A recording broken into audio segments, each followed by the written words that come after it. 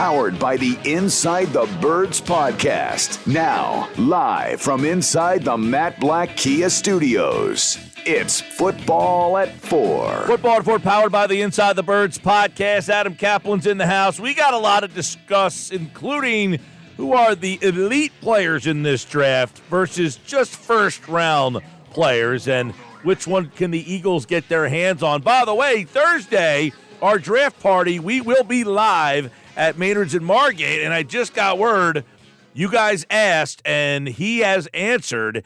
Andrew DeCecco will be live on Thursday for the full show, talking draft all day long. He'll be out there with us at Maynard's in Margate from Inside the Bird. So, Andrew, excellent on the draft, and he will be live in the house on Thursday. So there you go. Adam Caplan is live on the phone, just as good, today for Football at 4. What's going on, bud? Am I good to talk to you? Yeah, look, it's amazing. We're now just over 2 days away from the draft. It's great. The rumors are ridiculous. Some of them that are out there. We're not on Inside the Birds. We don't really deal with rumors. What we do is we deal with what's called intel. It's from people who actually work for NFL teams. Could be a GM, could be personnel director, could be a scout, could be scouting director. Over a series of weeks and months about how they feel about players. And we put together a positional profile, and then kind of where we think they're leaning. Every once in a while, obviously, something's going to throw you. When we noted 6 years ago that the Eagles are probably going to draft Christian McCaffrey, Mike, I got that information literally 2 hours before the draft from an incredible source. I did not think when I got it, I'm like, this can't be true. They're not doing this. But because the source was so strong, I'm like, all right, I got to go with it. So in other words, we should wait till Thursday at around, 6 o'clock? No, we're doing a draft show. Actually, I don't know if we put this, I don't know if Mosher told you. Myself, Mosher, and Greg Cosell are doing we're doing a draft show, a draft preview show leading up 6 to 7:30 on all of our platforms. Yeah, so that's going to be incredible. But every once in a while, I get late information, and I sometimes I just can't use it where I go, this can't be true. This is one where the sourcing was so strong, I'm like, I'm going with it. Mm-hmm.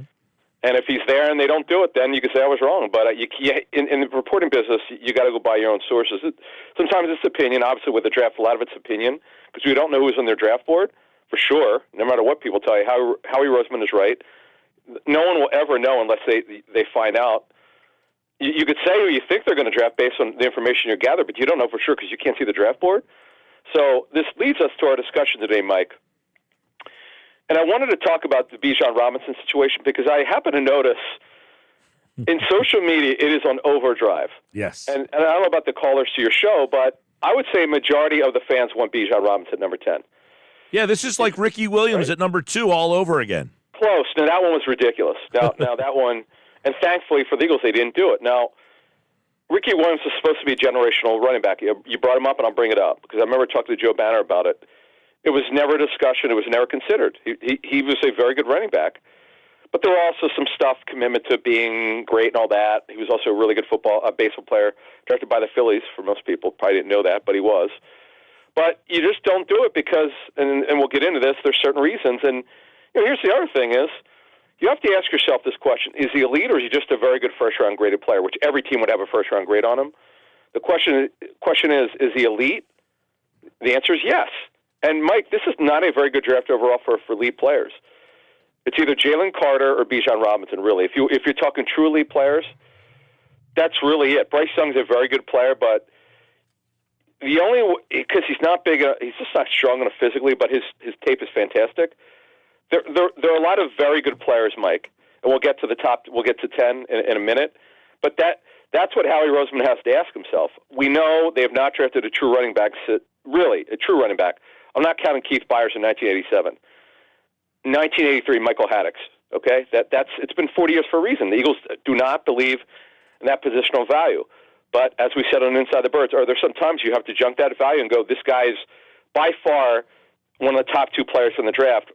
Are you really going to pass on him if he's there? Yeah, well, and you mentioned they haven't drafted one in 40 years in the first round, yet they've had some very talented guys. They went out and got Ricky Waters. They got LaShawn McCoy. They had Brian Westbrook. So their history has suggested we can find a talented player without using that draft capital.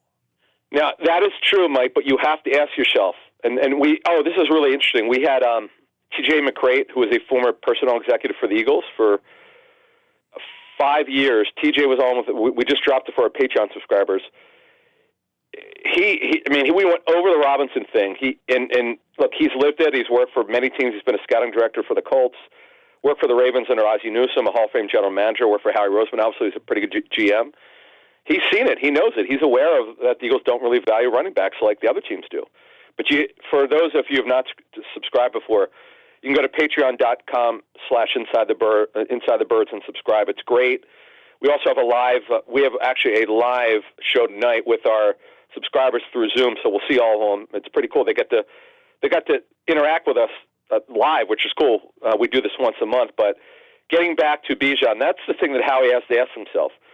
It's one thing if the top 10 was let's say 5 elite players, Mike. Where you go, well, you don't need to take Bijan because you could just take a D and that's elite. Well, Lucas Van Ness is a nice player, and you're projecting what he'll be down the road. That's what the draft is about, projection. It's less about now, it's more about down the road. But no offense to Van Ness. As a graded player, it's not close. Talk with Adam Caplan from Inside the Birds podcast, InsideTheBirds.com. Football at 4. So elite versus first-round graded players. I mean, is this a draft where there is a lack of first-round graded players? You just mentioned how there's not that many elite players in this draft, but is there enough first-round? Is this a draft where there is a lot of first-round graded players? Well, they're anywhere from 13 to 20. It depends on which team you talk to. We've got a hard 13. There's no question they're 13 based on the coaches in front office people we've spoken to. Then after 13, it depends who you speak with. Because not everyone's going to have a first-round grade on Brian Branch from Alabama. Some do. Not everyone's going to have a first-round grade on Kalijah Cansey. Some do. Not everyone's going to have a first-round grade on Dalton Kincaid, the tight end from Utah. Some do. Some teams are going to look at some of these tackles and corners and say, we like them in the 30 to 40 range. That's the problem with this draft, Mike. There's no consensus. There's only one consensus in terms there are 2 elite players, Jalen Carter and Bijan Robinson. Jalen Carter's got significant off-the-field concerns, so Robinson doesn't know that. He's clean. You don't have to worry about that stuff. So what? But it comes down to this, and this is very important. Teams do studies on this. The two issues that you have drafting running backs are, and they're connected. They don't last. They don't have a long history comparatively to other positions. And running backs and off-the-ball linebackers have the biggest injury rates in the National Football League. There's a reason for that. It's based on how many times they're getting hit and touching the football. And that's why, and also I know the Eagles look at that as well. All teams do. So you have to take that into account because a lot of people are blind faith. Just draft Bijan, right? Don't worry about the other stuff. Well, and I know they're different circumstances because one guy had significant off-the-field concerns and Bijan does not. But the Reuben Foster situation, Reuben Foster was an off-the-ball linebacker. And by the way, we know he had off-the-field concerns, major. That's what got him out of football. But he also had injury concerns, and that unfortunately turned out to be true as well. So you have to take everything into account. That's why I wanted to bring this up. Not one size fits all with every decision. It's just not. As much as I love Bijan Robinson at 10, I have to have all the information and see what the data shows. But the data is not strong about taking running backs that early. But I know some fans, and it's a fair point, Mike, before we move on here, say, well, you got 4 years plus a fifth-year option. So if you only have him 5 years but he helps you win a Super Bowl, it's hard for me to argue against that, but you're not drafting for 1 year. You're drafting for at least 5. Yeah, and then there's, the whole fact they had that 10th pick. They didn't earn the 10th pick by being poor. They got the 10th pick because they made a smart move here. But is it worth just taking a player at number 10 if you don't love that guy, if you're in the Eagles situation, or, are you just satisfied with that guy, or do you if the guy's not there, do you hope that there's a deal to be made?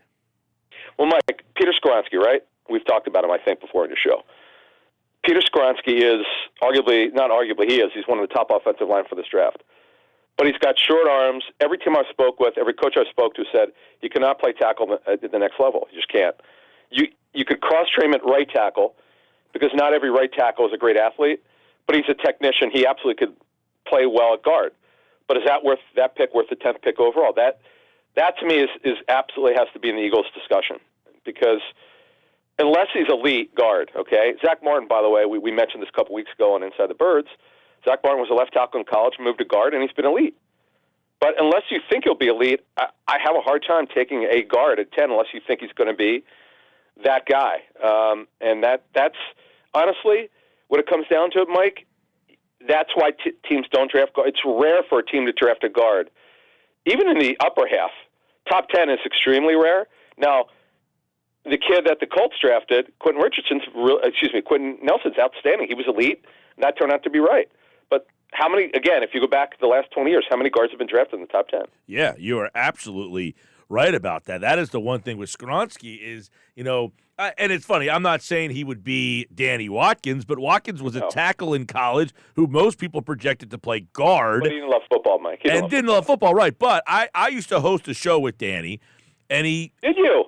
Yeah, really? We did a show together, and he was a very nice guy. Yeah. You're right. I don't think he loved football, but what he would tell me all the time was the Eagles were the only team he talked to that thought he was a guard, and he had very little football experience, and then he had to learn a whole new position when he got thrown into the league, and, making that transition to him, I think it was just too much for him, for a guy who didn't really want to play that position. You know what I mean?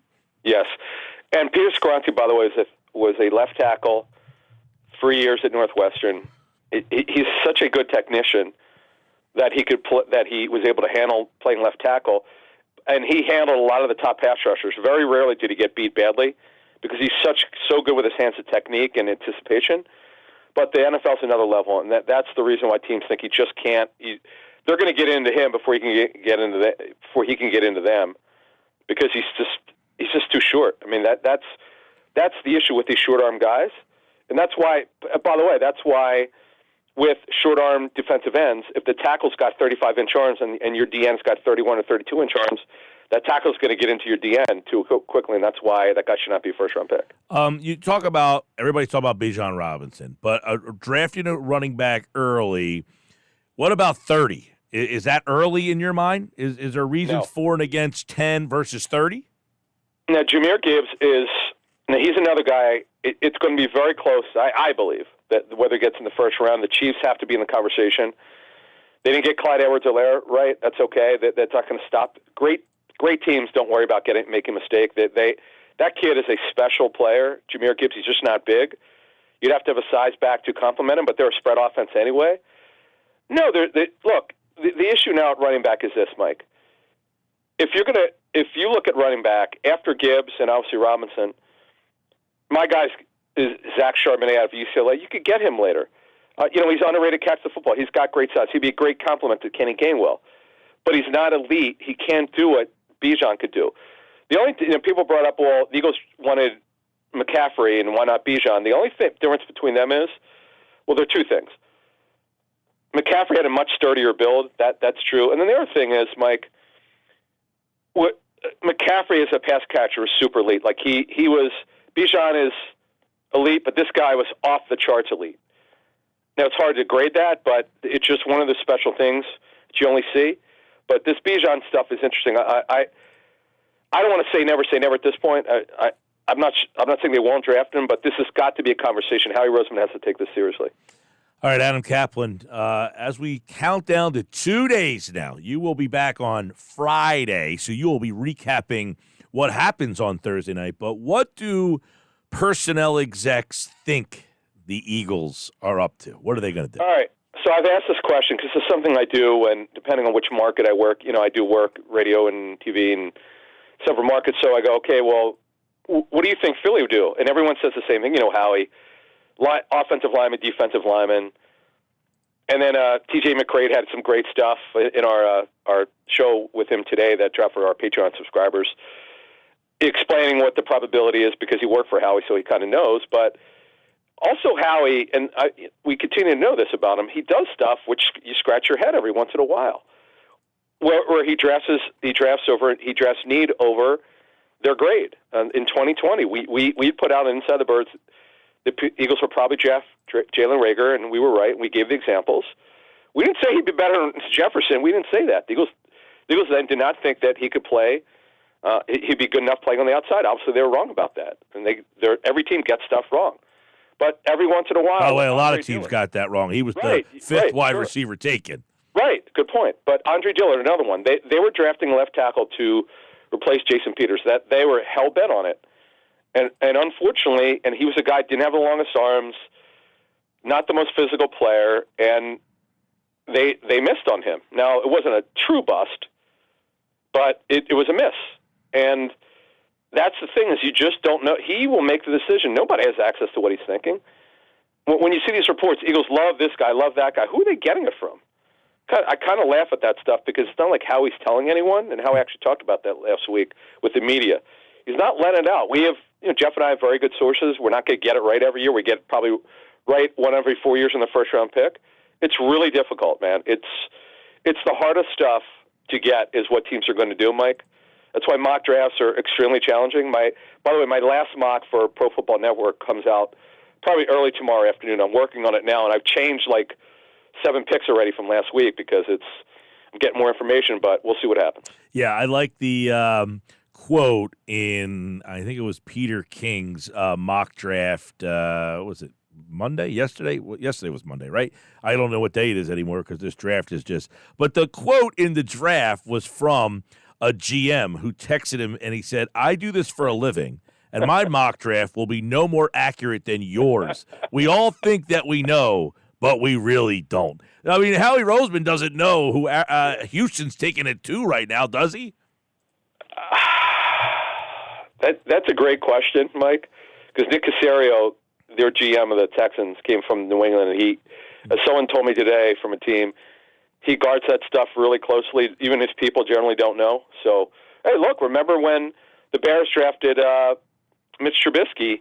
John Fox didn't find out till the day of the draft. I mean, it's really crazy. And I know this.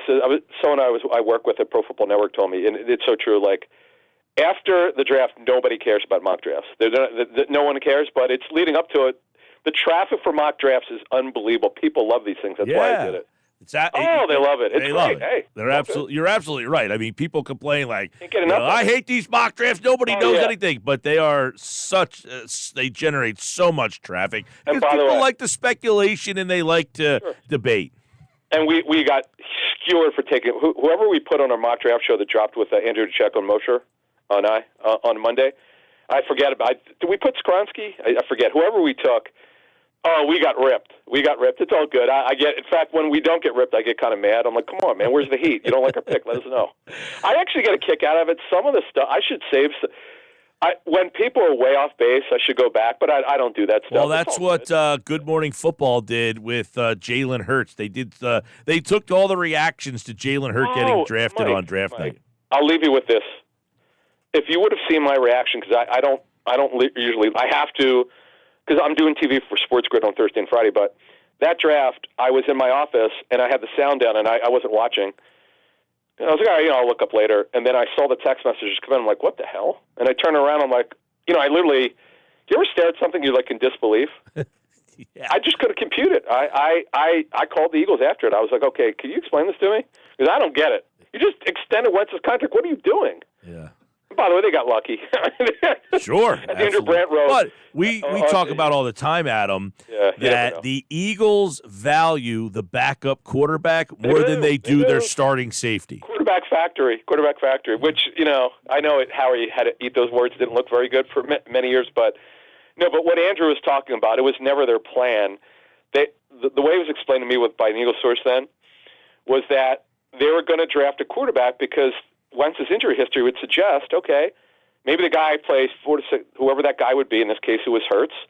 He plays 4 to 6 games, are really good. Remember, A.J. Feely got them a second-round pick from the Dolphins?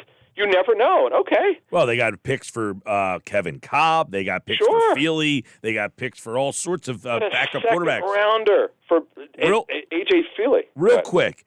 Yeah. If they did trade up to target one player, do you have a thought on who they would trade up to get? This is just an opinion. I haven't even thought of this yet. I'll have more thoughts on Thursday. I mean, Jalen Carter would be a guy. I don't think that. I doubt they would trade up for Bijan, trade up for running backs. Then that would definitely go against the Eagles. That's just not what they do. I don't know, Mike. This is not a good draft like that. Look. Let's put it this way: if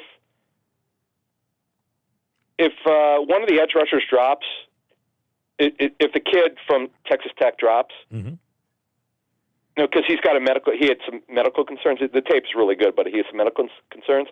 Like if these guys, remember now, with Devontae Smith dropped, Mike, their board was getting hit. The grade that the trade up was who they trade up with the Cowboys over the Giants. Was that the trade, if I recall correctly, in that draft 2 years ago? Yes. So for Devontae Smith, right? For Devontae Smith, they knew they weren't going to get him. He was the highest graded player on the board, so they did it, and obviously it's a home run. That's what happens. That if a player gets close to them, that's the scenario, Mike. I don't see them giving up a lot of draft capital. Because sitting there over 4, 5, and 6. Yeah. No, I don't see that. But look, if someone gets close, sure. All right, Adam Caplan. Friday, we'll look back at round 1 and set up round 2 and 3 right here on Football at 4 on the Sports Bash. And check out their draft show on Thursday from 6 to 7. They'll get you ready for that Eagles pick, number 10 and number 30. And, of course, Football at 4 the rest of the week with the guys here on the Sports Bash. Adam, thanks, bud. Thank you. All right, there he is, Adam Caplan, everybody. Of course, you can check out Football at 4 each and every day on the Sports Bash Live on 97.3 ESPN.